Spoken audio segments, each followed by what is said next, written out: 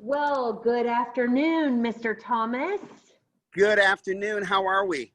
We are good, I think. This is Marjorie Waldo at Arts Garage, and I'm talking today to Chris Thomas from the Chris Thomas Band. Good to see you. Good to see you, and it's good to be seen. Your live stream is coming soon. It's October 16th at 7 p.m. That is a Friday night in October, so we're excited. Yeah, ditto. So excited. Love Arts Garage. Love the whole area, the community. Love everything about it. So we, as we like to say at the beach here in Jacksonville, totally stoked. Yeah, same here. We are too. We love it when you come down, and our audience loves you. So tell me a little bit about you. You started the band, yes? Well, it was actually myself, Sarah Lee, who you know, actually manages the band, pretty much runs the whole thing, and also plays saxophone. It was herself, myself, and our big band leader, coordinator, Teddy Arnold. And we've never brought the big band to Arts Garage, but that's our 18-piece. And we do a once-a-month concert, and we've had the opportunity, you know, before COVID hit, we were starting to travel South Florida with the full 18. So it was the three of us that got together, and it came out of our experience. We all met in another big band and just weren't really inspired or motivated by who was leading that particular band. So we all quit at our own time. And then they got together and contacted me. We sat down at Starbucks, and here we are. That's awesome. Yeah, I wrote down, I picked up my pen because I want to, in better times, we will try to get that big band down here. That would be gosh, that would be awesome. So you sing. Are you also a composer? Do you write some of the music? I don't. But I am blessed to be with a group of people. You know, we always bring the 8-piece to Arts Garage. And so that's kind of our core. And all of them do and do the arrangements. A lot of our arrangements are by people, particularly in the band. And yeah, so I don't. I'm just the very attractive front guy. That's it, with the great pipes. You're a really good singer. So when did you start singing? You know, it came out of, I lost my hearing when I was 5 years of age. It was viral, and I lost it. And so we were not in a place economically where we had the best healthcare in the world. I'll leave that right there. But we ultimately got me into a place to be able to start getting that all put together. So when I came out of that, and as of today, I have 70% hearing in my left ear, and I have 50% hearing in my right ear. So singing really became a form of therapy, although not organized.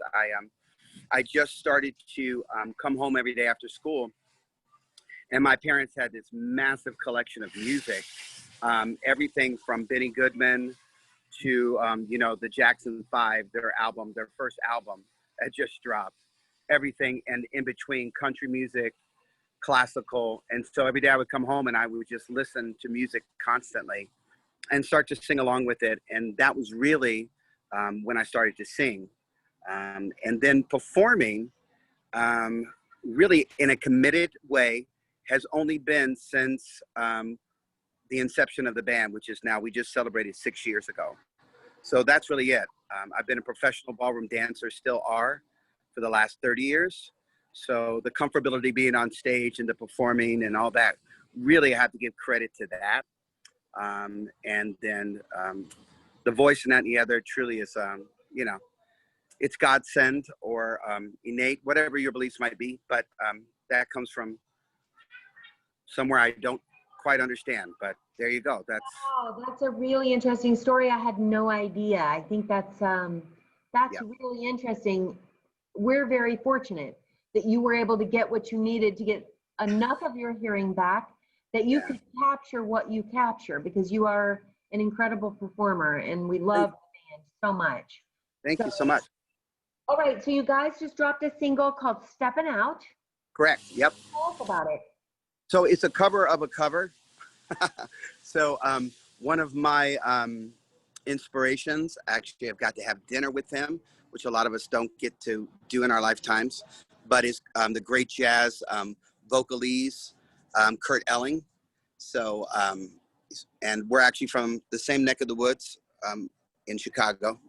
And So he did this cover a few years ago of Joe Jackson's tune from the 80s called Step It Out, and put a jazz spin on it. And I just have always really loved it. So I brought it to the guys, and it was Sarah Lee actually wrote the horn part for the song. And then we changed the tempo and just changed some things that Kurt did.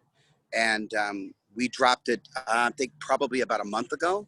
Forgive me if that's wrong, Sarah will kill me. But anyway, so we did that, and it's doing really well. You know, we tend to do really well in Germany. So I don't know, I might be the new David Hasselhoff. You never know.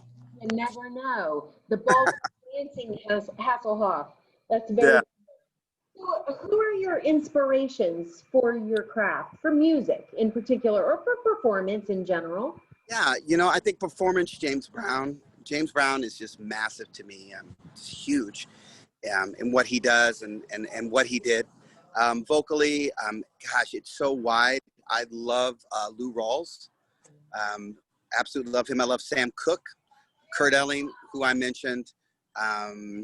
Gregory Porter, who's a huge influence, who I also got to meet, is big. And then, you know, I have some personal friends of mine that absolutely inspire me. One of which is a guy by the name of Moni Tavoni. It's actually his given name. Wow. And we connected via social media. We talk at least 2 to 3 times a week. And he is, as he calls himself, he's a Jamaican. So his mother is Jamaican, his father's Jewish. You know, The Voice in the UK, he got on there, did really well. And so he really inspires me. UK, there's a group called the Jack Pack, again, which was America's Got Talent. And, you know, Andrew and Martin and those guys have become really good friends. Louise Golby is another one, Natalie.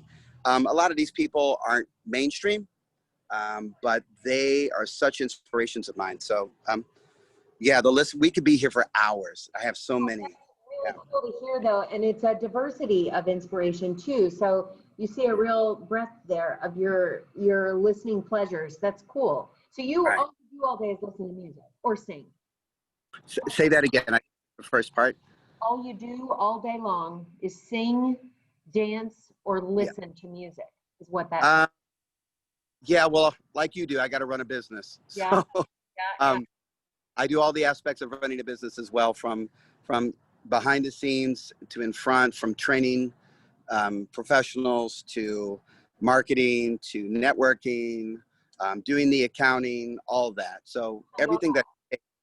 So I do that daily as well. Yeah.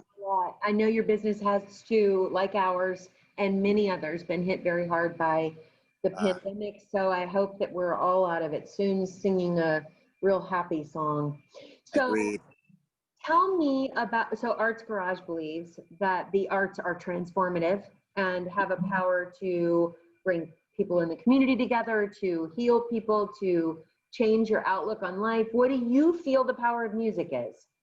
Well, I think my story speaks to that 100%. I can't imagine what my life would be like if I hadn't had music, recovering from the viral infection as a child. I wouldn't be able to. I just don't know. I don't know. So I think that a more current story just last week is we had one of our super fans. She had a stroke. And then when she had the stroke, they rushed to the hospital, and then she had another stroke while she was there. And her name is, she goes by Grandma Joan. She's 87. And her daughter contacted us and let us know, her granddaughter, forgive me, contacted us and let us know that she was ill. And would we or could we come to the rehabilitation / assisted living facility that she's at and surprise her? Because she was really, really down in the dumps. And it was just really, really good. The behind the scenes that her granddaughter did with the therapists and the doctors was fantastic, because they could see that she was going to be fine, but mentally she was so down and depressed because of having the stroke. So there's a video clip we just got today. I'll make sure that Sarah sends it to you. We actually went and performed outside the window, and we set up phones so that she could hear, and we did a 30-minute show for her. And I think the video again, will speak to exactly what music does for us. Our next big band show is September 23rd. And we just found out, she's been telling everyone that she has to get better because she's going to the Chris Thomas Big Band show September 23rd. So there you go. So a great example. Yeah. Pretty powerful story. Yeah. So one of my other questions had been, how do you feel about your fans? And you just told me, because you said that she was a super fan. And so you guys show up at her facility to perform for her, to give her joy and motivate her to get better. And that's a pretty amazing thing for you guys to do. So thank you. Well, you know, we live with the fact, I think like all artists do, that if it's not for our fan base, we don't exist. I mean, they just do. And so many of their stories inspire us and move us to be better. So yeah, you're spot on about that. So we have your live stream show coming on the 16th of October, which is a Friday night at 7 p.m. What configuration are you bringing? Because of the pandemic, we had to reduce your size from 8 pieces to 5, I think. Yeah, I mean, what they can plan on is going to be the same level of intensity and entertainment. As always with our shows, they're going to be entertained.